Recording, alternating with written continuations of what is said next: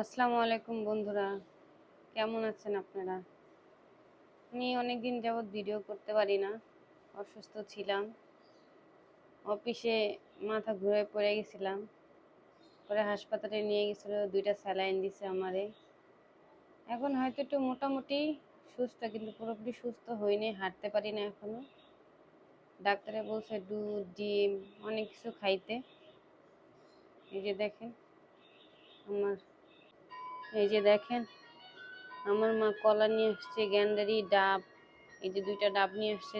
তারপরে ডিম আর দুধ তো আছেই, এগুলো চলতে আছে, দেখি কি হয়। তো ডাক্তারে বলছিল প্রেশার ছিল না, শরীরে পালস ছিল না, আমি যে একটু হাঁটবো সেরকম কোনো শক্তি ছিল না, এই অবস্থা হয়ে গেছিল আমার। তো সবাই আমার জন্য দোয়া করবেন, আমি যেন তাড়াতাড়ি সুস্থ হয়ে যাই, তাড়াতাড়ি সুস্থ হয়ে জানি কাজে যোগদান করতে পারি।